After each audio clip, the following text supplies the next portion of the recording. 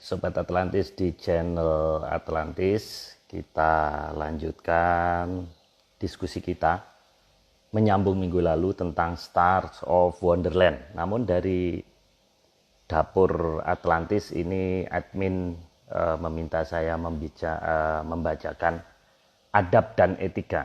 Sebaiknya tidak mengambil, mencuplik dan mengedit materi ini tanpa seizin dari para admin di sini, apalagi demi kepentingan konten semata.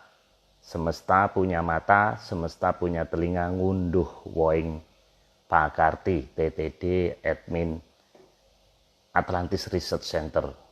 Nah, selamat datang Mas Agung, kita tunggu koneksinya sebentar.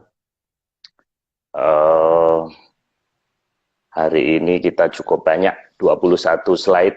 Halo Mas Agung. Halo, Selamat malam Mas. Ya malam. Mas, kita ketemu kembali. Iya. Mas, ini ada beberapa surat.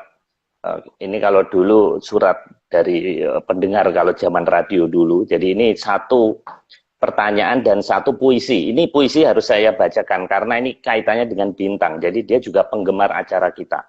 Jadi puisinya adalah begini. Bintang kejora jatuh lurus ke bawah. Sinarnya reda karena mentok ke laut bebas. Sekarang kita harus tetap tinggal di rumah karena corona yang kian mengganas. Pak Ogah dikenal ramah dan dermawan, berapi-api memberikan banyak bantuan. Tetaplah tinggal di rumah dengan nyaman, tapi jangan kebanyakan makan. Ini jadi dengan tagar tinggal di rumah. Oke Mas, ini dari Mas RSU namanya. Saya pikir rumah sakit umum, ternyata Raharja Sugeng Utomo. Nah, beliau ini punya kantor akuntan publik. Bagi teman-teman yang bisnisnya lagi jatuh, bisa diaudit oleh beliau dengan harga Atlantis tentunya. Kemudian yang kedua Mas, ini tentang teleportasi. Ini ada satu pertanyaan dari Mas Gitar Butut. Nah ini saya ambil, saya bacakan Mas ya. Maaf mau tanya, seandainya ada suatu daerah dan cuma bukan di satu tempat saja yang disembunyikan, dan jaraknya sampai ratusan kilometer, berarti bentuk bumi kita kalau dilihat dari atas tidak berbentuk bulat. Karena otomatis ada bagian yang terpotong-potong, mohon pencerahannya. Nah ini mohon di penjelasan dulu Mas sebelum kita masuk ke materi utama yang ke-19, tanggal 23 September 2020. Silakan Mas Agung. Iya. Jadi pada dasarnya memang bumi kita itu tidak bulat, jadi bentuknya mirip telur, gitu ya, kalau versi dari Atlantis Research. Dan memang apa namanya daerah yang disembunyikan itu tidak gampang dilihat, bahkan dari atas pun tidak gampang melihatnya. Jadi, tapi kadang-kadang dari ketinggian tertentu malah kelihatan, tapi lebih tinggi lagi malah hilang lagi. Ini pernah kita coba dari Gunung Batu yang ada di daerah timur Cibubur. Jadi ada satu bukit yang kalau kita dari kejauhan bentuknya tajam banget, itu dideketin ternyata bentuknya malah jadi nggak tajam gitu kan. Waktu kita naik ke atas itu kira-kira mendekati, ya belum sampai puncak ya malahan. Kalau dari puncak malah nggak kelihatan lagi. Jadi itu kelihatan bahwa ada satu garis di atas di kejauhan, kita lihat di kejauhan gitu. Garis itu kelihatan bahwa di sini ada awan, di sini juga ada awan gitu, di bawah dan di atasnya ada awan. Tapi awan yang pas di garis itu kepotong. Jadi kayak bentuk garis. Jadi yang di sini itu kepotong lurus gitu, yang dari bawah juga kepotong lurus gitu. Itu artinya kan ada wilayah di sana yang sebenarnya itu layar. Dari sekian garis itu ke bawah itu adalah layar. Yang kita perhatikan gitu. Waktu itu kita mengamati ada berempat ya. Jadi salah satunya mungkin artis namanya Verly ya. Salah satunya artis dan dia yang memfoto dan memvideo malah gambar itu garis batasnya itu, dan itu kalau makin tinggi nggak kelihatan, ke bawah nggak kelihatan lagi. Itu saya juga kurang mengerti kenapa bisa begitu. Jadi harus ada koordinat yang tepat, ketinggian yang tepat baru bisa kelihatan. Begitu juga pada saat kita mengamati Jakarta dari ketinggian tertentu, rata-rata dari lantai 36 ya, itu akan kelihatan jelas. Tapi naik di lantai 38, 39 nggak kelihatan, dari bawah juga nggak kelihatan. Begitu, Pak. Jadi memang ada daerah yang disembunyikan dan itu mencakup daerah yang sangat luas dan lokasi tersebut memang tidak mudah untuk kita datengin dan itu luas sekali. Tapi paling tidak kita bisa mengamati dengan beberapa hal yang sudah pernah saya ceritakan waktu itu dengan menggunakan kompas atau mengamati matahari. Karena gerakan matahari pasti aneh ketika melewati daerah-daerah seperti itu. Itu Pak Marius. Oke. Jadi bumi Ini moga-moga didengar oleh planetarium, jadi Mas Agung dan kawan-kawan dipinjemin peralatan ya, untuk lebih tajam lagi. Oke Mas, kita cukup banyak nih, 21 slide, kita teruskan bahasan minggu lalu. Ini ada gambar seperti kirap Mas ya. Kemarin kan sampai Pamenang ya, petilasan Pamenang ya. Ya. Ini apa Mas Itu maksudnya ini Mas? Kirap yang diajarkan di Pamenang. Jadi di sini ada satu kayu yang disanggarkan gitu ketika pada saat kirap di dekat Pamoksanya Sri Adi Joyoboyo. Nah di situ itu yang saya perhatikan di situ adalah bentuk ronceannya itu Pak. Bentuk ronceannya itu kan menunjukkan seperti sesuatu yang mengalun panjang gitu loh, seperti yang dikatakan Sri Joyoboyo besok kalau sudah ada lintang kemukus gitu kan, yang dawa ngalu-alu gitu. Nah di sini menunjukkan bahwa ada peringatan dari beliau bahwa akan ada loh ini nanti, dan itu kalau ada berarti nanti salah satu dari keluarga beliau, karena berarti kan ranting itu dari pohon dekat situ ya, yang waktu itu diambil dan dikirap dari situ. Ranting dari salah satu di sini, ketika kan masih masuk dalam kerabat beliau, itu akan muncul bersamaan dengan itu gitu. Dan salah satu keluarga beliau yang paling bungsu itu kan memang menguasai keraton selatan, dan itu yang akan muncul dengan petanda seperti yang ditunjukkan di situ gitu. Nah ini nama kirapnya Kiai Bimo Pamenang kok bisa sama dengan Mas Agung Bimo Sutejo, ini ada hubungannya nggak? Ya itu kebetulan aja, itu yang ngasih nama kan Bapak Prayogo Dikarso.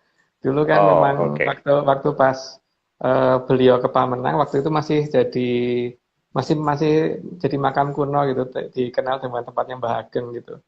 Memang saya ketemu dengan Bapak Pleret waktu itu memang ya olo-oloan dulu. Waktu ini kok namanya ini di mana Mas?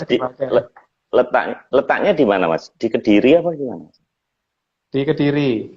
Cuman Bapak Pleret juga ngomong bahwa ini sandi ya. Sandi itu berarti posisi ini adalah posisi kode, jadi bukan posisi yang sebetulnya. Sebenarnya. Ya. Tapi itu yang dibicarakan dengan saya ya. Oke. Gitu. Oke. Nah, gambar berikutnya ini galaksinya Bimo lagi nih Mas. Ini galaksi Bima Sakti Mas ya. Iya. Penamaan galaksi tersebut itu kebetulan sekali ya, kalau namanya mirip saya lagi itu. Tapi paling tidak dalam galaksi itu hanya menunjukkan bahwa kita sudah pernah ngasih nama galaksi tersebut dari lama. Dan saya juga pernah mendengar cerita nama tersebut dari yang buyut saya. Dan begitu juga Bapak Barat waktu cerita ke saya dari yang buyutnya beliau juga sudah pernah diceritakan nama tersebut. Jadi itu bukan nama baru. Artinya apa? Memang nenek moyang kita sudah mengenal sampai ke sana. Jadi kalau ada yang mengatakan bahwa kita hanya mengenal bintang dan semua yang kelihatan di atas dinamakan bintang, itu tidak benar. Karena memang kita ada beberapa penamaan, tapi mungkin bukan di saat ini kita jelaskan secara urut-urutan. Jadi kita ada sih nama galaksi itu apa, itu ada di bahasa Sanskerta dan sebagainya itu ada. Cuma nanti kalau bahasa Inggrisnya Bima Sakti ini Milky Way Mas, nggak ada hubungannya ya ini? Nggak ada hubungannya dengan kita. Tapi itu kan nama dari mereka. Tapi paling tidak nenek moyang kita kasih nama juga kok gitu loh. Jadi padahal kan melihat galaksi itu tidak gampang Pak. Malam hari aja walaupun kondisi langit cerah itu belum tentu bisa kelihatan kan. Tapi paling tidak nenek Hmm. moyang kita sudah bisa memberi nama dan bisa memberi bentuk gitu loh. Itu yang Hmm. jelas kelihatan sebab. Jadi Nah, menunjukkan bahwa hal tersebut menunjukkan bahwa ada sesuatu yang sudah pernah pencapaian yang pernah dicapai nenek moyang kita sampai mengenali itu gitu paling tidak begitu. oke. Jadi Nah, ini ada hubungannya dengan nama Wayang Bimo itu bukan, Mas? Bima Sakti ini. Atau memang nggak ada? Atau kebetulan? ya pasti ada Pak, pasti ada karena dalam cerita pewayangan kita walaupun yang dikenal orang paling tidak yang ngelakoni laku sampai dengan manunggaling kawula Gusti kan Werkudara. Walaupun sebenarnya yang Hmm. lain juga jalanin, tapi cuman yang terkenal dalam cerita pewayangan kan beliau. Maka kemudian Hmm. dinamakan untuk mengingatkan ajaran itu jangan sampai hilang gitu. Dan kenyataannya Hmm. hilang. Sebenarnya tujuannya itu, tapi ternyata hilang beneran. Gitu, Pak. Oke. Nah, gambar berikutnya ini seperti kayak kaca kaca atau gunungan, Mas. Ini gunungan. Kok Jadi ini aneh nih, gunungan. gunungannya kok nggak umum gitu ya? Ya, gunungan itu macam-macam, Pak. Salah satunya gunungan yang tengahnya berlubang seperti ini. Itu kan Hmm. gunungan yang digambarkan sesuai yang diinginkan Pamenang waktu itu. Jadi makanya Pamenang di atasnya ada batu yang tengahnya berlubang. Itu menunjukkan bahwa di atas gunungan tadi ada kayak api menyala kan. Ya, terus di bawahnya Hmm. baru ada tempatnya kosong. Itu menunjukkan bahwa ikuti posisi itu loh. Nanti kamu akan ketemu bentuk seperti itu. Sehingga masuk ke sana itulah yang nanti akan terlihat ada sesuatu Hmm. yang tidak kita duga-duga itu negara yang Adidoso Purwo itu yang diceritakan di Hmm. pewayangan itu. Ini Gitu. dalam lakon apa, Mas, ini gunungan yang bolong ini kok saya baru tahu malam ini. Dalam cerita apa ditampilkan gunungan seperti itu? Salah satu cerita yang ditampilkan harusnya dalam cerita Bambang Parikenan.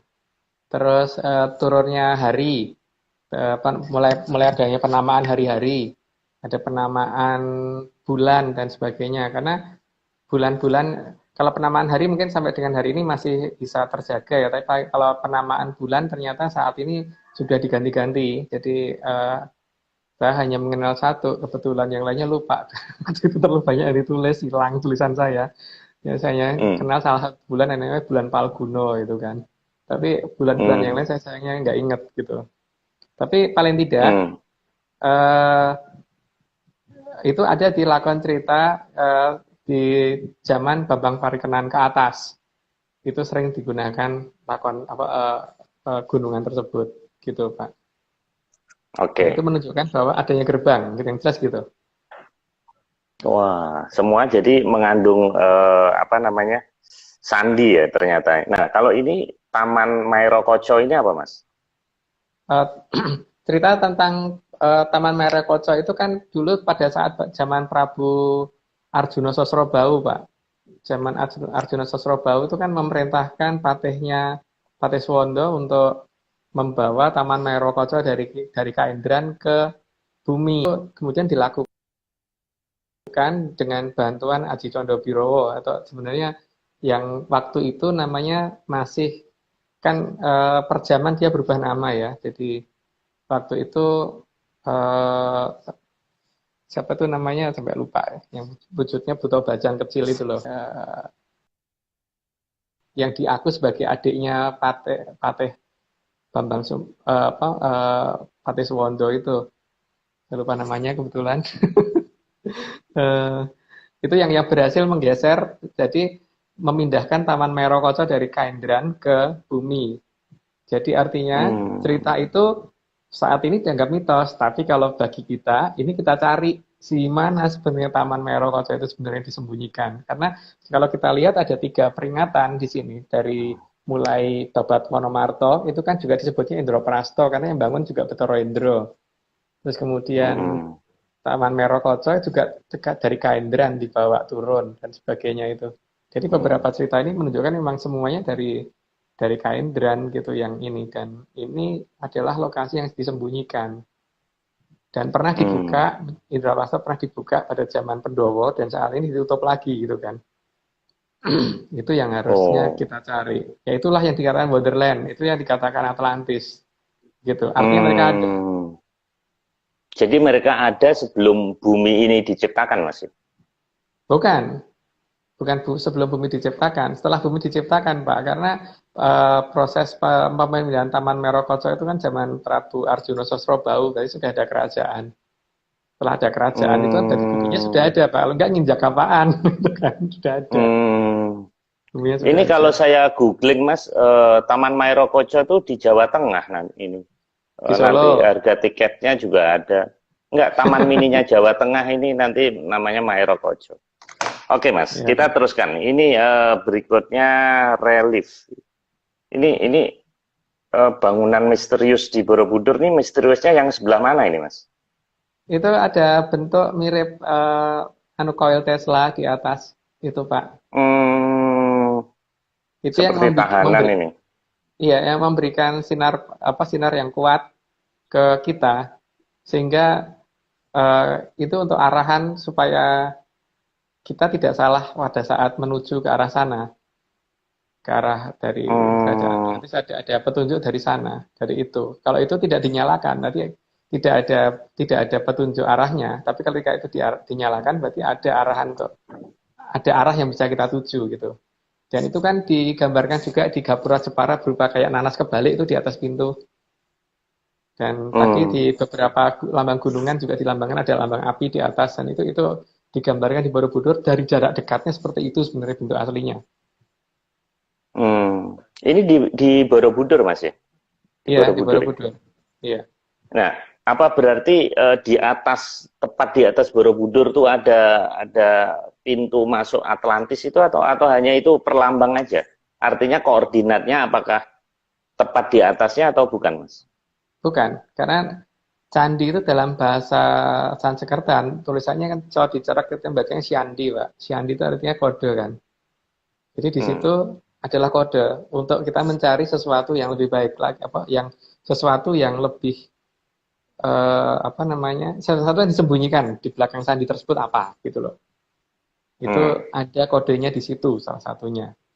Dan kode itu tentu saja tidak di seluruh relief, tapi kalau kita bisa mengurut reliefnya ya iya. Tapi kalau dimonopoli bahwa itu artinya apa ya terserah, tapi saya tidak percaya dengan arti yang sudah ditemukan oleh banyak orang. Kita punya cara sendiri untuk membaca relief tersebut. Gitu. Hmm. Nah, cara membaca candi itu gimana, Mas, yang benar? Kan itu kan dibuat oleh nenek moyang kita ratusan tahun yang lalu. Bagaimana kok tahu itu seperti itu gimana? Kan pahatan kalau kita lihat dengan kacamata biasa kan ya seperti itu aja, cuman kayak lukisan gitu. Tapi taunya bahwa itu ada makna gimana, Mas? Yang biasanya yang namanya kode itu kan tersimpannya eh, di tempat yang jarang didatangin orang. Pertama itu. Dan gambar tersebut biasanya pasti dilewatin orang. Dan Hmm. biasanya kalau orang foto-foto, justru bangunan itu justru tidak terfoto. Jadi setelah kita Hmm. memfoto satu persatu relief yang ada di candi tersebut, maka kita kemudian mencari foto detail yang ada yang difoto oleh para orang-orang yang katanya sudah sedang meneliti candi tersebut, yang dilewatkan gambar yang mana. Itu dulu, yang pertama. Nah, ketika ketemu gambar yang Hmm. dilewatkan oleh semua orang, berarti gambar tersebutlah yang harusnya kita teliti lebih dalam, gitu. Terus kemudian langkah berikutnya kalau tidak ngerti ya nanya pada nenek moyang, bukan dianalisis sendiri. Hmm. Menyan bekerja itu di langkah berikutnya, Pak. Nah, dalam dalam mencari sandi dalam apa namanya gambar-gambar yang terlewatkan itu apakah ada satu apa namanya metode atau maksud saya gini dilihat dengan mata nggak kelihatan tapi di foto kelihatan gitu mungkin nggak Mas ada pernah mengalami hal seperti itu nggak dalam meneliti selama ini Mas? Pernah, karena kadang-kadang kita memfoto satu tempat, itu misalkan kita memfoto 5 gitu, jebret, jebret, jebret sampai 5 gitu. Sampai rumah kadang-kadang Hmm. nambah jadi 10. Itu pernah. Sehingga Hmm. 5 gambar tambahan ini kan bukan kita yang memfotokan. Ini pasti ada titipan pesan gitu kan, Pak. Kalau kita Jadi memfoto filenya ini, nambah gitu Mas. Misalnya 5 gitu terus jadi 10 gitu. iya, itu file yang nambah itulah yang kita pertanyakan biasanya, karena kita biasanya mencatat benar bahwa kita hari ini memfoto berapa sih gitu. Tuh, itu kita urut. Jadi ini yang kita foto ini tiba-tiba muncul gambar lain lah, itu yang harus kita cari. Wah, Begitu. ini menarik Mas. Menarik Mm-mm. ini. Ini kayaknya harus kita bahas di sesi khusus ini. Dan kalau perlu beberapa foto bisa kita tampilkan dari hasil penelitian Mas Agung dan Mas Nogon nanti. Tapi ini jangan malam ini. Nanti malam ini nggak jadi 1,5, nanti 2,5 nggak selesai ini nanti. Jadi kita sesuai plot aja. Ini kita simpen aja hal-hal yang menarik kita bahas di sesi lain lagi. Nah ini kelihatannya masih berseputar relief ini Mas. Ya, ini menunjukkan ada beberapa orang yang terbang dan ada sesuatu yang dia pakai untuk terbang. Ini hampir kalau kita lihat ceritanya itu kan hampir sama dengan cerita yang di sana, yang di luar ya, tentang permadani terbang. Nah ini kan berarti ada satu teknologi yang dimiliki nenek moyang kita dulu untuk bisa mengangkasa gitu. Dan ini berarti bukan satu cerita asal cerita, pasti ada dasarnya untuk seperti itu. Karena buktinya ketika ada relief kuda terbang, ternyata ada kuda terbang beneran yang terbang di atas KPU. Gitu. Hmm. Itu harus kita Nah, cari, ini gitu, jangan kita ada biarin. tulisan ini maksudnya Ajida Miyaking ini apa Mas? Ajida Miyaking itu aja yang dipakai untuk terbang. Jadi itu khusus untuk jadi eh, kita kan di nenek moyang kita mengenal banyak yang namanya aji-aji ya. Aji-aji itu digunakan untuk macam-macam tergantung, seperti aji dipo dan sebagainya itu ada, gunanya untuk apa, panuluh bojo dan sebagainya itu ada. Nah ini salah satunya aji damiaking itu memang untuk terbang. Tapi untuk terbang tidak cuma itu, ada banyak sebenarnya. Tapi salah satunya itu yang saya tahu. Gitu. Jadi sebetulnya kita nggak perlu minder ya Mas ya kalau nonton Harry Potter terus abrakadabra kan aji-ajinya cuma itu doang Mas. Kalau kita lebih banyak lagi ya sebetulnya. Banyak Pak, banyak. Cuman masalahnya kan ini sesuatu yang saat ini ditinggalkan oleh masyarakat kita sendiri. Ya itu hak sih, mau meninggalkan itu ya monggo. Tapi kita dari komunitas ini kalau bisa ini berusaha untuk mencari itu lagi gitu, untuk mengembalikan itu lagi. Ya mungkin tidak semuanya kembali di zaman saya Pak, tapi paling tidak kita memulai gitu loh. Nanti mungkin generasi berikutnya tinggal melengkapi lagi gitu kan. Tapi paling tidak beberapa yang hilang ini harus kita munculkan dulu, walaupun mungkin tidak terlalu sempurna dulu. Karena yang namanya memulai itu pasti juga tidak bisa semuanya, tapi paling tidak ada yang sudah pernah kita mulai gitu. Kalau generasi sekarang mencarinya masalahnya di Google, Mas. Mencarinya di googling. Nah, itu ada yang komen juga itu ya. Oke, Mas. Ini oke, kita teruskan, Mas. Ini kelihatannya masih percandian ini. Ini cahaya penunjuk arah. Ini maksudnya apa, Mas? Ya, di situ ada banyak bintang. Ditunjukkan sebagai suatu benda yang bercahaya. Dan itu ada banyak gitu loh masalahnya. Sehingga kita harus pintar memilih yang mana sih yang harus kita pilih yang bisa mengarahkan kita menuju ke tempat yang dikatakan Wonderland tadi gitu. Jadi ada beberapa petunjuknya sebenarnya untuk di situ. Cuman ini tidak bisa kita ungkap karena memang bagian detailnya kan ini tidak bisa kita ceritakan di sini gitu. Tapi ada paling tidak di Borobudur itu dan kita waktu itu sudah mencoba bahkan bawa planet sampai bisa ke sana. Gitu dengan bawa mobil lagi. bukan hanya jalan kaki, bawa mobil, masuk laut dan menghilang, itu balik lagi, gitu. Jadi ada petunjuk tersebut dan petunjuk tersebut tidak gampang dilihat oleh orang yang awam ya. Jadi harus mengerti cara melihatnya juga, tidak asal.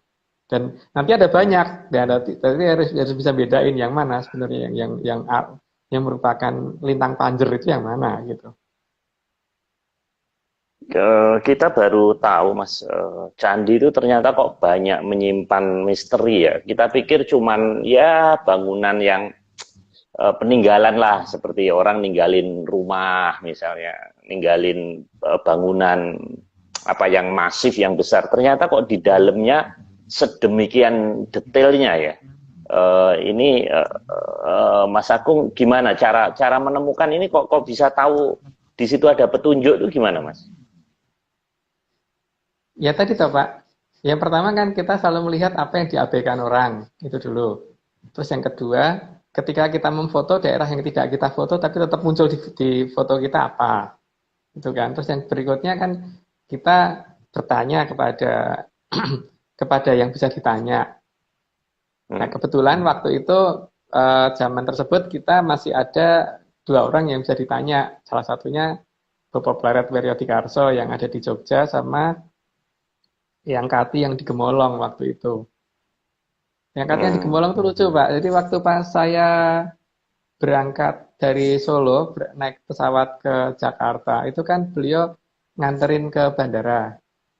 Dadah-dadah gitu. Nanti begitu saya mendarat di Jakarta jemput di Jakarta. Jadi kalau dulu pesawatnya sama larinya beliau itu Nah, dari ini Jakarta juga gitu. Ntar dolan gonku ya, ya. Karena naat makasih di Solo, ya. Begitu sampai di Solo dia jemput. Padahal nganterin sampai ke Soekarno Hatta. Kan dulu sering begitu. Nah ini dua-duanya udah meninggal, Mas. Ya, dua-duanya sayangnya udah meninggal. Tapi paling tidak kalau Bapak Barat kan ada ada bekasnya paling tidak. Yang pertama itu bekas berupa kendaraan yang dipakai untuk menuju ke Laut Selatan. Yang kedua sopirnya kan Pak. Kalau sopirnya masih ada, Mas ya? Masih Masih ada. hidup. Berarti bisa kita tanya, Mas ya? Bisa kita tanyain. Iya. Dan Nah, nanti kalau masalah itu kan bukan hanya itu kan, Hamengkubuwono IX juga pernah ke sana. Jadi paling tidak kalau itu temennya Pak Marius itu kan tahu itu. Gusti Pembayan lagi mesti tahu. Lagi nggak bisa dihubungin, Mas, sampai hari Jumat. Oh, gitu. Ya, Tapi lagi off ya. paling tidak beliau tahu itu bahwa itu ada dan Hamengkubuwono IX pernah ke sana dan itu naik mobil bukan jalan kaki masuk lautnya gitu. Itu disaksikan. Harusnya kerabat keraton tahu lah itu. Gitu. Nah, menarik. Bisa kita cross check nanti. Nah, kalau nanti Mas Agung meninggal yang nerusin siapa, Mas? Kan yang dua udah meninggal. Kalau Mas Agung meninggal ini sudah pengkaderan Turangga Seta atau Atlantis Research Center ini siapa ini? Sudah mengkader belum? Saat ini ya sudah mencoba mengkader Pak. Cuman mungkin belum ada yang sempurna ya. Bukan sempurna, saya sendiri juga nggak sempurna. Cuman satu rata-rata itu masih pada posisi takut. Biasanya begitu ketika berhadapan dengan sesuatu yang tiba-tiba muncul di depannya, entah itu manusia atau bukan manusia gitu. Sehingga pada saat akan kita beri petunjuk untuk ini lo bedain, ini orang beneran dan bukan orang, itu jadi susahnya karena di situ, karena begitu didatengin entah kabur, entah pingsan, entah apa gitu, masih pada ketakutan di situ yang masih mentalnya kurang tatak kalau orang Jawa, itu yang masih susah kita bagi saya di situ. Memang sebenarnya saya pengen ini, tapi kan saya juga tidak bisa memberitahukan ke asal orang ya Pak, karena masalahnya kan ketika kita beritahukan hal-hal seperti ini, itu kan kadang ada orang yang menganggap ini malah jadi aliran sesat atau dianggap kita menyesatkan orang. Jadi pada dasarnya memang kalau ditanya memang kita tidak cari pengikut. Cuman kalau ada orang pengen tahu ya kita beritahu. Cuman beritahunya ya kita terbatas. Tapi kalau misalkan misalkan benar-benar dan serius sekali ya mungkin bertahap akan kita naikkan tahapannya sampai benar-benar ngerti ini apa sih yang sebenarnya terjadi di luar sana gitu. Tapi kalau hanya sekedar pengen tahu ya sekedar aja, jadi hanya batasan kulit saja, tidak sampai ke sandi dan sebagainya yang berupa mantra dan sebagainya tidak akan kita tunjukin. Dan itu nggak bisa ketika sandi tidak digunakan ya berarti tidak akan ada gunanya. Walaupun mereka merasa ngerti teknologinya, tetap aja tidak akan ada gunanya. Karena seperti kalau kita punya komputer dan komputer kita ada passwordnya, atau seperti misalkan ada jaringan wifi ya, selama passwordnya nggak tahu, ya tetap aja nggak bisa masuk walaupun kita punya alat penerima jaringan wifi-nya kan Pak. Hmm. Nah, Santuy Mas, itu penting. untuk berkomunikasi dengan Atlantis ini, apakah setiap orang itu bisa atau hanya orang tertentu yang di appoint, yang di ibarat komputer itu server ada workstation yang sudah di approve oleh sana, Mas? Atau memang ada keturunan yang nantinya akan meneruskan yang bisa berkomunikasi dengan Atlantis ini, Mas? Wewenang ada di sana Pak. Bukan wewenang ada di saya, tidak. Jadi wewenang ada di sana. Jadi ketika saya ngomong bisa, tapi kemudian sana tidak menghendaki, ya saya jadi nggak bisa. Jadi wewenang ada di sana banget. Makanya walaupun Bapak Pleret itu ngerti bagaimana ke sana, tapi kalau pas tidak dipanggil ya nggak bisa ke sana. Gitu. Jadi tetap wewenang ada di sana. Tapi paling tidak walaupun sudah ngerti bahwa dipanggil dan sebagainya, tetap ngerti yang namanya Sandi harus tahu. Kalau Sandi nggak ngerti, tetap aja nggak bisa masuk. Walaupun diundang, itu tetap masalah. Karena penjaga gerbang juga tidak akan sebegitunya membiarkan orang masuk. Gitu, Pak. Jadi hostnya dari sana ya, Mas ya? Ya, yang buka jaringan dari sana. Oke. Kemudian ini masih candi, Mas. Ini seperti miniatur bangunan yang mewah sekali ya. Kalau kita lihat megah sekali nih bangunannya ya. Ya, itu juga di Borobudur. Itu kan kelihatan banget itu bangunan tipenya, bentuknya hampir menyerupai Akropolis Yunani kan, Pak? Iya, betul. Dua lantai, ya. Dua lantai, banyak pilar-pilarnya, ya itulah bangunan di sana gitu loh. Dan itu besar, bukan bangunan kecil gitu. Itu bangunan di sana minimal seperti itu. Ini sebenarnya menunjukkan kan bahwa nanti kalau ketemu bentuknya kayak gini loh, kalau itu berarti udah bener gitu. Setelah masuk lubang tadi, gerbang tadi, sudah masuk dari pintu yang sempit tadi, akan ketemu bentuk seperti ini lah. Kalau ketemu bentuk seperti ini, ya berarti kamu bener, udah gak nyasar gitu loh. Maksudnya hanya seperti itu. Jadi pertama yang akan ditemukan, yang akan dilihat dulu itu dulu, karena ya itu mungkin coba ditanyakan ke pembayan HB9 pada saat masuk ke sana yang dilihat bangunannya apa dulu, pasti itu. Yang pertama kali ngeliat begitu gerbang, setelah masuk gerbang pasti itu dulu, bentuk seperti itu. Cuman keemasan, bangunnya bukan hitam dari batu, itu tidak, keemasan. Nah, saya jadi ingat itu bentuk gunungan itu Mas, yang di bawahnya, Mas Agung kan pernah cerita penafsiran gunungan, bawahnya kan seperti kuning Mas, ada undak-undakan itu. Apa itu juga artinya gerbang masuk Atlantis, Mas? Ya, itu baru gerbangnya kan, Pak. Tapi bangunan pertama yang setelah masuk itu yang kelihatan seperti tadi. Itu bangunan terdepan yang ada, yang bisa kita lihat. Gitu. Bangunan terdepannya seperti itu. Nah, nanti di belakangnya masih ada bangunan lain, tapi kan itu hanya menunjukkan ciri-ciri terdepan bangunannya seperti itu. Itu dijelaskan di Borobudur. Jadi kalau sudah ketemu bangunan seperti itu pada saat masuk, berarti tidak nyasar. Gitu aja. Petunjuknya seperti itu. Oke. Nah, kira-kira kalau kita sudah menemukan itu nanti, itu bisa efeknya ke kita apa, Mas, kira-kira? Maksudnya, kita ini kan sekarang lagi APBN defisit. Tadi saya barusan ikut webinar APBN defisit, COVID, dan sebagainya. Kira-kira manfaatnya ada nggak, Mas? Kalau kita bisa berkomunikasi dengan mereka. Ya jelas ada banget, Pak. Seperti yang pernah saya ceritakan di waktu kita di Zoom itu kan sebenarnya ada beberapa cara untuk mengatasi itu kan. Cuman masalahnya kan ini nggak mungkin buka di sini kan Pak, tentang apa yang ada di Surabaya. Ya pernah saya ceritakan itu. Ya kan? Saya ngomong kan itulah itu. Itu harusnya pemerintah, bukan saya. Yang ini karena yang bisa menjangkau lokasi itu kan pemerintah. Artinya kalau itu ini kan nggak mungkin defisit, Pak. Sangat tidak mungkin kalau defisit seharusnya.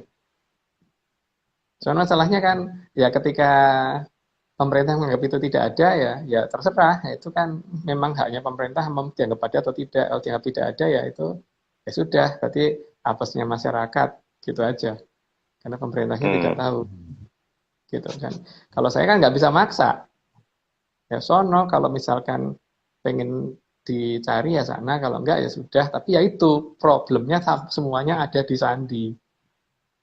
Dan ketika Hmm. mereka datang sendiri ke posisi itu, walaupun posisi itu ada di bawah kendali pemerintah yang saya ceritakan itu, tetap aja nggak bisa. Lihat aja, tetap aja nggak bisa. Hmm. Karena maksud problemnya ada di sandi. Karena sono lah biarin.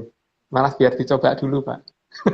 Kan mungkin dari Hmm. orang-orang Ijen yang kita ceritain waktu itu, dari Ijen Keuangan yang kita ceritain, mungkin siapa tahu ada yang laporan gitu kan. Ya monggo, itu kan gampang gitu. Oke, Mas. Itu Nah, kalau tidak mungkin defisit. Ya, nah, kalau harta karun kita yang katanya ada di Swiss tuh versi Atlantis gimana, Mas? Bener nggak itu? Nah, enggak mungkin enggak mungkin ditaruh di sana. Tidak sebodoh itulah. Nggak Bung mungkin ya? Karno enggak sebodoh itu, iya. Pasti disembunyikan di tanah Oh. kita sendiri, kemudian yang sana itu tipuan gitu. Jadi enggak, kita tidak ada yang ditaruh Oh. di sana. Semuanya masih ada di negara ini, tapi disembunyikannya dengan beberapa langkah yang saya ceritakan waktu itu, Pak. Jadi tidak Hmm. disembunyikan di tempat yang gampang digali orang dan sebagainya, enggak Hmm. mungkin. Jadi kalau ada orang yang narik iuran katanya mau buka rekening Swiss, jangan dipercaya, Mas, ya itu ya. Itu pasti bohong Kalau ya, saya, Mas. kalau saya nggak percaya, kalau dikatakan pasti bohong ya saya tidak mau menuduh seperti itu ya, tapi saya nggak percaya. Karena petunjuk yang saya dapat tidak begitu dan tak pikir itu paling masuk akal karena Pak Marus saya pernah tak ceritain. Paling tidak itu kan. Dan beberapa teman-teman di Departemen Keuangan dari Ijen itu kan Ijen Keuangan kan udah pernah saya ceritain. Dan itu Hmm. cukup logis dengan alasan-alasan yang sangat tidak masuk akal kok itu ada itu, ini ada itu gitu kan. Sehingga akhirnya Hmm. ini pasti ini gitu kan. Itu Hmm. kan Pak. Ya, oke. Ya, ya, ya, Tapi ya. jangan Oke, dibahas di Mas. sini Pak ya. Ini bukan konsumsi publik kalau itu. Oke, oke, oke, Mas. Kita terusin, Mas. Ini kayak mahkota. Kurang mundur. Ya, kurang mundur Pak. Ya, di Ya. atas mahkota itu coba dilihat Pak, itu kan ada satu bentuknya cempaka kudup kalau di Jawa bilang. Jadi itu bentuknya pasti Hmm. dari benda yang mengkilat. Itu menunjukkan bahwa kalau kita bisa melihat cahaya kita sendiri yang ada di atas kita, itu yang akan mengarahkan bagaimana supaya daerah lain yang kita lihat misalkan tembok itu akan kelihatan sebenarnya ada apa depan kita atau di depan kita mungkin hutan akan kelihatan di depan kita sebenarnya apaan sih gitu loh. Itu untuk membuka definisi apa yang ada di depan kita. Nah, cahaya itu bisa dipindah ke depan, bisa dipindah ke depan, jadi kita bisa ngikutin itu gitu sebenarnya. Makanya kadang-kadang kan kemudian di Jawa dan di beberapa pakaian adat yang ada di Nusantara, itu biasanya di sini pasti dikasih emas, entah permata, entah apa gitu. Gitu. Makanya Hmm. hal-hal seperti itu adalah sandi yang menunjukkan bahwa ini cari loh, ini yang bisa nunjukin jalur gitu loh. Gitu, Pak. Hmm. Cuman kan Oke, oke. kita itu sekarang problemnya kan gini loh Pak ya, kalau kita mau membuka mata itu kan bukan dengan cara puasa. Kita mau merasakan mau menyentuh sesuatu itu kan bukan dengan cara puasa. Semuanya diganti dengan puasa. Nah, ini problemnya adalah ajaran hilang gitu loh. Bapak Pleret itu juga ngomong gitu Loh, lah ini kita mau memegang sesuatu kok pakai puasa bukan puasa kok semuanya diarahkannya ke situ semua ini bukan itu loh bukan itu jadi seperti kita nggak mungkin mengerjakan fisika kalau kita belajarnya biologi gitu loh Pak atau belajarnya PMP itu bukan di sini masalahnya. loh. Jadi Bukannya puasa itu ajaran leluhur kita, Mas? iya, tapi bukan untuk itu, bukan untuk itu. Hmm. Problemnya jauh dari itu gitu. Makanya kalau ada yang menceritakan bahwa ini makanya harus berpuasa gini gini gini nanti untuk gini terus menceritakan bahwa nanti ada beberapa bagian unsur kita ini sekian pancer dan sebagainya itu kayaknya nggak begitu kok Pak. Yang saya tahu dari beberapa surat kuno nggak begitu. Jauh dari cerita itu gitu. Hmm. Sehingga pasti nggak akan sampai. Minimal untuk melihat sesuatu yang tidak terlihat aja pasti nggak bisa. Atau minimal untuk channeling dengan luhur tapi nggak akan ketemu. Karena memang bukan itu. Memang bukan itu. Hmm. Dan itu adalah sesuatu Wah. yang sangat sederhana, tapi tidak itu, gitu loh Pak. Kalau misalkan itu sesuatu hal yang harus misalkan puasa 40 hari, pangeran-pangeran zaman dulu masih pada muda dan sudah bisa ketemu leluhur, itu sangat tidak mungkin kalau mereka sudah bisa sekuat itu puasanya sampai 40 hari gitu, nggak mungkin. ketika mereka masih pada remaja dan sebagainya nggak mungkin. Bahkan masih anak-anak itu sudah sakti dari mulai masih anak-anak itu. Ada yang bukan Tapi itu, tapi masalahnya, iya. tapi itu kan Oh, energi kan Mas ya. Artinya tidak terlihat oleh mata, tapi harusnya bisa ditangkap. Kan banyak hal yang tidak terlihat oleh mata, tapi energinya ada sehingga bisa ditangkap dengan teknologi misalnya. Nah mungkin nggak Mas, pencarian Atlantis ini mengandalkan teknologi? sangat bisa lah. Saya nyarinya kan pakai itu juga, Pak. Saya sampai dibantu temen dari Jogja, ahli radar, ahli sinyal. Terus kemudian kita melacak sinyal ultrason yang berasal dari selatan dan sebagainya itu. Bisa ternyata. Dan kita juga mengamatin itu dari data geologi yang ada. Kita mengamatin itu juga dari gangguan sunset matahari yang ada di selatan. Ketika pas matahari di 23,5 derajat lintang selatan, dari sunsetnya pas ada di selatan, itu kelihatan banget bahwa ada lapisan abu-abu yang menutupi itu semua gitu. Jadi ada dan memang bisa. Dan itu bukan puasa, Pak. Gitu. Mas, kalau memang dengan teknologi bisa, mungkin nggak Amerika atau Cina atau Rusia atau negara maju lainnya itu mendeteksi itu? Sangat mungkin. Cuman masalahnya kan mereka juga pasti akan tutup rahasia, Pak. Tidak akan mau banyak bercerita. Makanya kan dalam beberapa bulan yang lalu itu, Amerika sempat membangun di pantai barat Australia itu teleskop paling modern. Kenapa harus di barat Australia? Kenapa nggak di timur Australia gitu loh, Pak? Masalahnya. Kenapa harus di barat Australia? Kan itu memang ada sesuatu yang dicari kan. Sementara dari peta kita kan kita menunjukkan adanya di barat Australia memang. Di barat Australia, selatan Jawa, utara dari apa tuh namanya Kutub Selatan, terus di sebelah timur dari Afrika dan Madagaskar gitu kan. Ada. Terus ngapain bikin pangkalan di Diego Garcia itu? Kalau Iya. misalkan mau dipakai untuk pangkalan untuk perang di Timur Tengah gitu oleh Amerika misalkan mau digunakan untuk itu terlalu jauh, Pak. Nah, yang penting bikin pangkalannya langsung di Timur Tengahnya gitu kan. Buang-buang duit banget gitu loh di Diego Garcia itu. Kalau mau dipakai untuk atau untuk perang dengan Cina di Laut Natuna Utara juga terlalu jauh. Kalau mau dipakai untuk apa coba? Kalau dipakai untuk ngawasi Indonesia satu-satunya gitu. Kok ngoyo banget sih gitu. Harus gitu banget. Ini kan sebenarnya bukan Indonesia yang diawasi itu. Itu pasti ada Iya. sesuatu yang diawasi mereka di sana gitu. Indonesia dikasih COVID aja udah hancur, nggak perlu lah, nggak perlu dimata-matain seperti itu, Mas. Kalau dikasih COVID hancur sih kayaknya enggak juga, Pak. Kalau negara kita, negara lain kan sampai parah itu ya Italia sampai kayak seperti itu kan. Venezuela atau apa ya yang sampai banyak banget yang mati itu kan. Di Indonesia juga Iya. nilainya orang yang ini masih kalau dihitung itu masih belum seberapa dibandingkan dengan total seluruh penduduk kita loh, Pak. Iya. Itu Mas, kita mahkota yang lanjutkan. ya ini mahkota yang digunakan di pewayangan. Semuanya mengandung ciri-ciri yang sama. Di atasnya, Pak, itu ada itunya, lambang yang saya katakan tadi. Ini ya. Dan di bagian depannya itu banyak gemerlap cahaya, gemerlap yang menjadi petunjuk sang raja. Gitu loh. Dan itu yang harus diikuti sang raja. Di bagian depannya itu harusnya ada ini, di bagian sininya itu harusnya ada yang lebih mengkilat lagi di situ itu. Cuman kan ini sudah bukan mahkota yang asli, yang itu mahkota pewayangan, wayang kulit dan itu bukan dari emas tapi dari kulit kan. Jadi ya seadanya lah, tapi paling tidak menggambarkan walaupun tidak 100% tepat, tapi paling tidak gambaran itu masih ada dan tidak hilang gitu loh, Pak. Petunjuk itu tidak hilang, Bapak. Ada sesuatu yang menggait raja itu yang memberi petunjuk pada si raja itu ada dalam bentuk seperti itu. Dan itu yang seharusnya kita cari gitu. Dan bagaimana untuk ketemu itu dan itu tidak dengan puasa. Sekali lagi. Karena kadang-kadang jengkel saya kalau ketemu orang ngomong mau puasa sekian hari nanti gini-gini. Enggak sih, saya nggak pernah suruh puasa.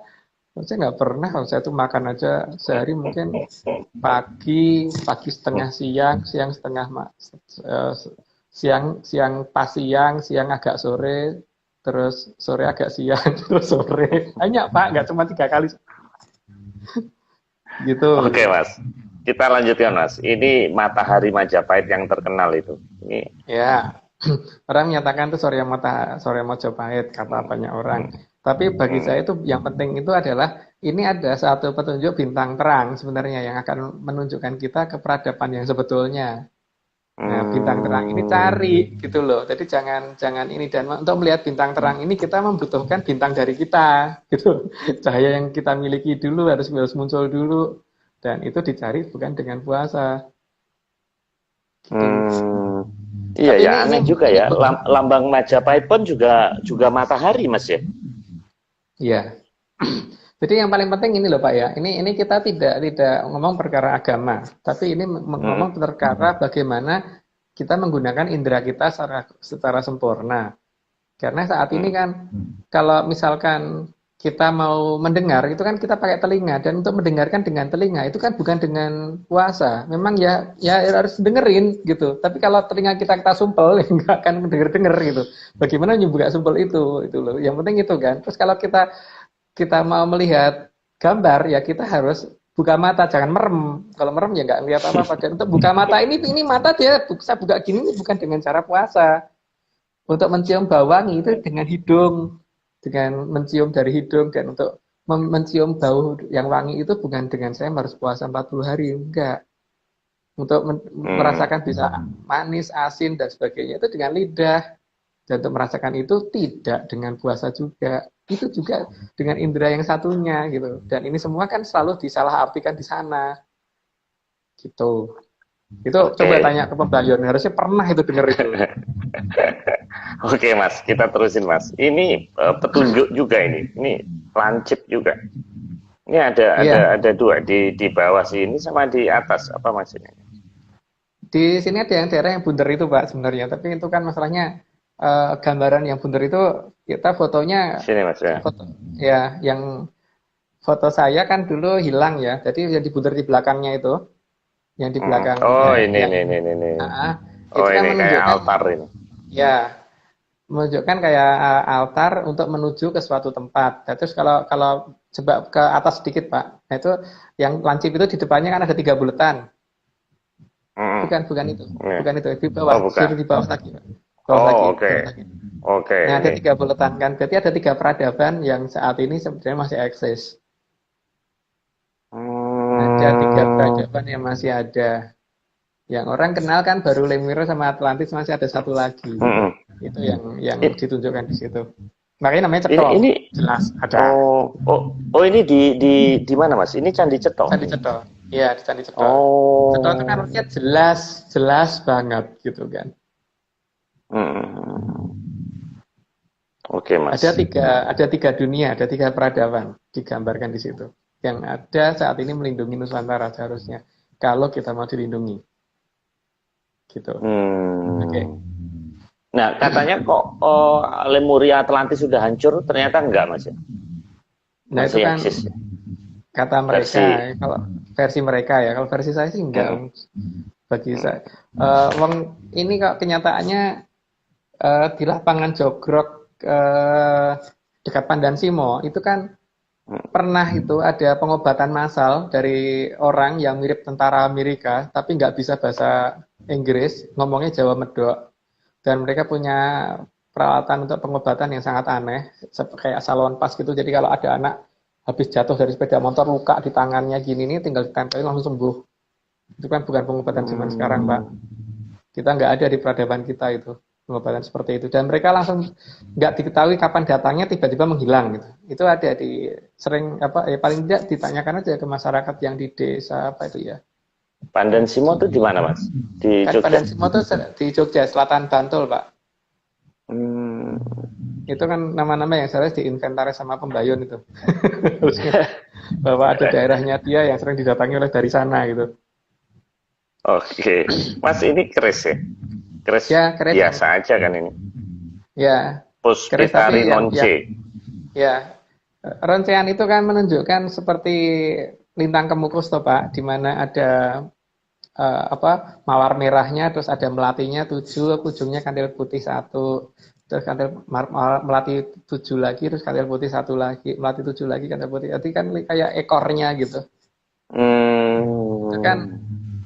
ini hanya itu tanda bahwa nanti dibuka pada saat itu. Itu semuanya akan terbuka pada saat itu nantinya. Tapi paling tidak, Hmm. kalau pengen tahu sebelum itu ada ya berarti harus ngikutin petunjuk yang ada di beberapa tempat yang sudah dicandikan tadi seperti di candi-candi kita dan sebagainya gitu. Tuh, jadi Oke. di situ makanya dikatakan sebagai pusoko karena seperti itu. Oke Mas, ini tinggal 9 menit Mas, kita percepat. Ini ada apa Mas ini? Sinar laut di Ada desa Cianjur. namanya ada desa namanya Sinar Laut. Kan aneh Mm-mm. Pak. Masa desa namanya Sinar Laut sih? Berarti kan dia pernah masyarakat di sana pernah melihat sinar dari arah laut kan Pak? Sedangkan di Iya ya, selatannya aneh juga Cianjur ya. itu laut. Di selatannya Cianjur benar-benar samudra. Ya, artinya Hmm. mereka pernah melihat, tapi tidak di generasi keberapa itu nggak pernah kelihatan lagi. Jadi akhirnya itu menjadi suatu hal yang eh, digambarkan, diceritakan bahwa jangan lupa loh di sana ada sinar. Sebenarnya gitu kan. Di lautan itu sebenarnya ada sinar, cuman cuman ya itulah Hmm. di zaman ketika nenek moyang di zaman apa itu setelah itu hilang sampai dengan hari ini nggak kelihatan lagi. Tapi kadang masih kelihatan loh Pak. Kalau saya ketemu orang di daerah sinar laut, saya tanyakan pernah kok Pak. Tapi kadang-kadang masih muncul itu. Tapi memang tidak sesering dulu. Kalau dulu tuh pasti setahun sekali kelihatan. Kalau sekarang enggak gitu. Gitu. Dan itu tidak gaib Mas ya. Itu bukan goib Ya, ya, bukan ya bukan, bukan. bukan. Kalau kalau gaib kan pertama tidak semua orang bisa melihat.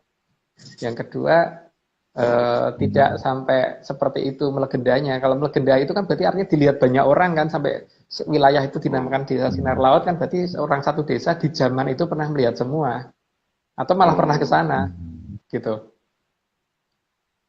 Gitu Pak Oke. biasanya. Terus ini berikutnya ini Keraton Jogja Mas. Ya. Apa Di hubungannya Mas dengan ya Atlantis? itu yang pertama dari warna ya Pak. Armada sana kan memang Hmm. warnanya rata-rata warna hijau. Terus yang kedua dari penggambaran di lambang Hamengkubuwono-nya sendiri itu kan dari warna Hmm. emas, terus ditaruhnya di atas dan bentuknya bersayap. Jadi ada sesuatu yang terbang gitu loh. Ada sesuatu yang bisa terbang yang sesuatu itu bercahaya warna emas gitu. Dan itu Hmm. yang memberi petunjuk pada Keraton Jogja di zaman ketika mereka masih bisa menerima informasi tersebut. Ya semoga Sultan sekarang masih bisa, semoga. Nanti kita tanyakan kalau ketemu Mas. Mas, ini apa nih? Kayak nanas ini apa? Itu kan lambang Keraton Solo, Pak. Oh. Semuanya kan juga menunjukkan keberadaan ini kan. Nah, yang memang yang diperlukan di mahkotanya itu di depan mahkota kan ada di sininya itu kan ada sesuatu hal yang khusus itu warna ada ukiran khusus. Itu Hmm. yang memberi petunjuk pada sang raja itu harusnya kan harusnya posisinya tepat di sini. Jadi ini kalau anu bertanya ke ini gitu loh. Kalau ada masalah Hmm. apa-apa ini yang ditanya. Jadi sinar ini muncul sangat cerah, terus kemudian ditanya setelah masalah selesai baru menghilang lagi. Gitu biasanya. Seperti yang saya lakukan dan Bapak Planet lakukan. Oke Mas. Ini pager. Nah, Pager di pagernya itu Pak keraton. yang warna putih itu Pak. Nah, itu ada lambang cempaka puduk. Bukan pagernya yang ke kiri dikit, ke kiri dikit. Oh, Nah itu atasnya atasnya pagar yang dari tembok itu. ini. Ini bukan. Bukan itu, Bukan. pagernya Pak, pagarnya. Nah Oh, ini. itu, Ini. ya, ya, itu ada lambang cempaka puduk. Jadi itu Hmm. ada dalam kita dan itu tempat bersembunyinya si cahaya tadi, dan ketika kita tanya itu akan keluar gitu, keluar di depan kita persis loh, yang itu yang akan memberi petunjuk. Itu cara Oh, cara Turangga Seta mendapatkan informasi seperti itu dengan membuka si Cempaka Kudup. Jadi bukan dengan puasa, Pak. oh. Padahal ini kan pagar biasa juga kan, Mas ya? Iya, Atau tapi perlambang? penggambaran terlambat. Oh, penggambaran. Oke, oke. Penggambaran. Artinya kan pagar ini akan kelihatan dan pintunya akan kelihatan ketika Cempaka Kudup ini bisa kita buka gitu. Cempaka Kudup. Kudup itu apa ya? Kuncup. Cempaka Kuncup, Kuncup ini ya. bisa kita buka. Iya. Mekar gitu ya. Oke, Mas, Iya. kita percepat. Ada beberapa. Ini pakaian adat Dayak.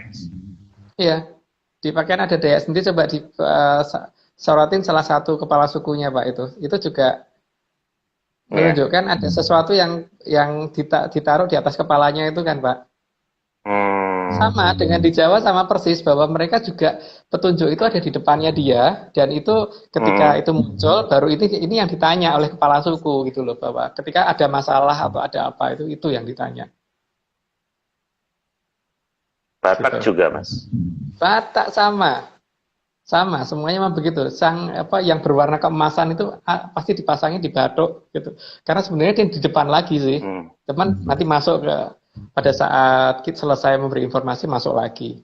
Makanya di sini digambarkan di Jawa di Cempaka Kudup tadi, ketika kita bisa membuka si Cempaka Kudup, ya itu akan keluar kemudian memberi penjelasan ke kita, setelah lengkap baru kembali lagi. Baru ini. Ini seperti yang saya pakai ini juga, Mas. Nih lihat. Iya, iya. Pas Tadi saya banget mau ya. ngomong. Padahal saya belinya di Tokopedia ini. Ini, Weh. ini Mas, ini juga sama. Iya. Nah, itu kan malah lebih Ini jelas lagi dari bahwa adat Bali. Ya. ya, itu kan menunjukkan bahwa cerahnya sang sinar tadi itu sampai sebegitu cerahnya gitu loh. Sebegitu besarnya. Hmm. Dan cahaya yang dimiliki oleh wanita lebih besar daripada yang dimiliki oleh laki-laki. Seharusnya begitu. Makanya di lambang di Bali itu sangat tepat.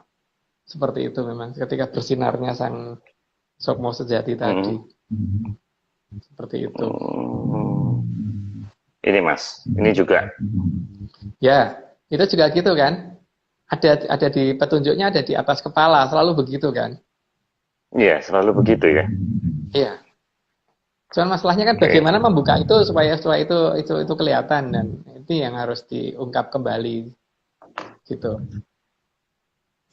Sebenarnya ini petunjuk-petunjuk ini Mas untuk mengarah ke keberadaan Atlantis. Sebetulnya untungnya ini apa Mas? Kalau nggak kita song-song, apakah Atlantis itu tidak membuka diri Mas? Mereka pasti nanti akan membuka diri juga, Pak. Cuman masalahnya kan eh, kalau bagi saya, kalau bagi orang lain terserah, tapi kalau bagi saya memang membuat persiapan khusus gitu loh. Jadi supaya nanti pada saat mereka muncul itu tidak gagap, paling tidak. Minimal bahasanya saya ngerti, bahasa bicaranya ngerti, gaya bahasanya tahu, sopan santunnya mereka saya ngerti, sehingga nggak terjadi salah komunikasi pada saat setelah terbuka semuanya gitu. Jadi yang seharusnya bisa harmonis biar harmonis gitu. Jangan kemudian nanti begitu sana sudah membuka diri, kitanya malah menganggap mereka hantu. Malah mereka Nah, menganggap mereka jin. yang dimaksud Satria Piningit itu apa Atlantis ini Mas? Yang akan memberikan pertolongan. Satrio Piningit kalau versi kita bukan Atlantis. Atlantis itu yang mendukung. Tapi dari sini, yaitu siapa saya juga belum tahu. Nah, mungkin siapa tahu Pak Marius coba. Saya belum tahu, Pak. Atau lebih tepatnya belum boleh ngomong tahu gitu loh. Karena kalau misalkan kita nggak ngomong ngerti kan juga banyak orang juga nggak akan nganggap tahu kan. Ya, mending saya ngomong tidak tahu gitu loh. Ya. Ini habis Mas waktunya, tinggal 30 detik lagi. Semoga Jadi ya ini saya close aja. Minggu depan apa Mas topiknya? Minggu depan tentang masalah Mandala. Oke. Tapi Mandala saya total dulu, nanti baru satu persatu kita bahas di minggu berikutnya, dan seterusnya. Baik, Mas, ini tinggal 20 detik, jadi saya close saja. Bagi rekan-rekan yang ingin mengundang Mas Agung untuk Zoom, kami terbuka. Terima kasih dan selamat malam. Kita ketemu lagi, Mas, sampai minggu depan, 1 minggu ke depan. Terima kasih. Salam Atlantis.